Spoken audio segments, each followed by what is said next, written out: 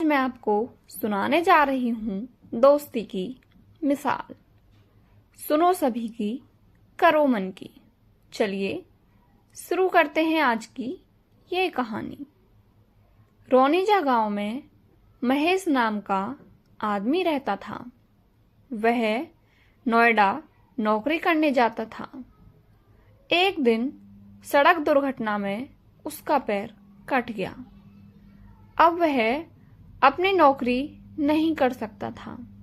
महेश स्वभाव का सीधा साधा था।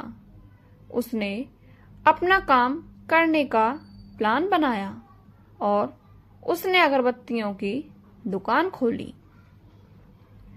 और बाहर एक बड़ा सा बोर्ड लगवाया कि हमारे यहाँ सुगंधित अगरबत्तियां मिलती हैं। कुछ समय के बाद एक सज्जन वहां पर आया और उसने कहा, भाई अगरबत्तियां सुगंधित ही होती हैं।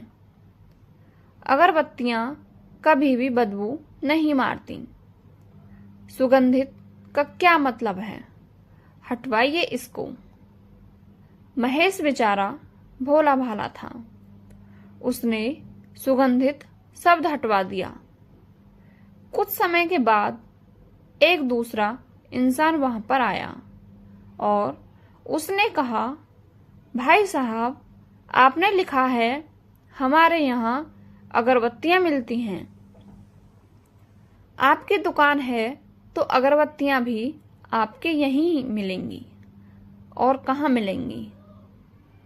हमारे यहाँ का क्या मतलब? भोले भाले दुकानदार ने दो शब्द और हटवा दिए, हमारे यहाँ। अब बोर्ड पर लिखा हुआ था, अगरबत्तियां मिलती हैं।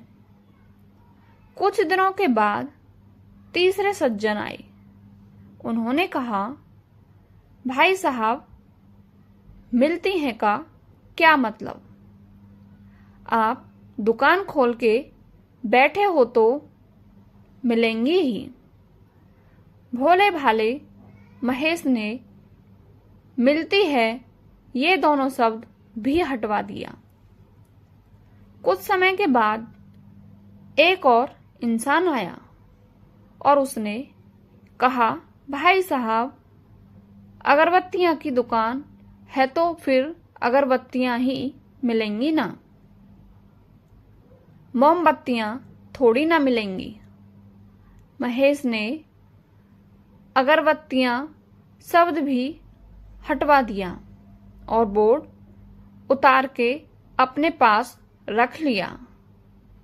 इनका धंधा धीरे धीरे अब मंदा होने लगा। इनका एक दोस्त आया और उसने महेश से पूछा, भाई क्या हो गया?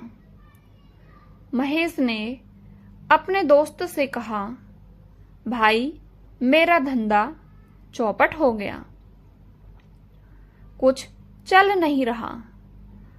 वो दोस्त दुकान के बाहर गया और उसने दुकान के आसपास का एरिया देखा और वो वापस दुकान में आया और कहा, मूर्ख, तुमने इतनी बड़ी दुकान खोली, बाहर एक बोर्ड नहीं लगवा सकते हो क्या कि हमारे यहाँ सुगंधित अगरबत्तियां मिलती हैं?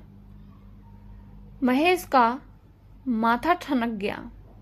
उसने कहा, अरे ये तो लगवाया था। अगर आप दुनिया की राय लेते रहेंगे तो अपना ही नुकसान करते रहेंगे। इसलिए सबकी राय लेना बंद कीजिए और अपने खुद के ज्ञान से फैसले लेना शुरू कीजिए। दोस्त हमें कोई काम कर रहे हैं तो दूसरे कभी हमारे काम में खुश नहीं होंगे। वो हमें नीचे गिराने की कोशिश करते रहेंगे। एक कहावत भी सुनी होगी आपने, सुनो सबकी लेकिन करो अपने मन की। महेश ने दूसरे दिन ही बोर्ड टंगवा दिया। वो आदमी फिर से महेश की दुकान पर आए और बोले, तूने फिर से टंगवा दिया। इस बार महेश ने उन्हें करारा जवाब दिया और फिर वह बड़बड़ाते हुए चले गए। अब महेश का धंधा पहले की तरह ही चल चुका था। अब महेश बहुत खुश था। दोस्तों, जिंदगी में अच्छे दोस्त भी किस्मत वाले को ही मिलते हैं। आज के समय में अच्छे दोस्त बहुत कम मिलते हैं। इसलिए दोस्त एक बनाओ, लेकिन ऐसा बनाओ जो सही गलत का फासला बता सके। आपकी इस कहानी के बारे में क्या राय है, हमें कमेंट बॉक्स में अवश्य बताएं।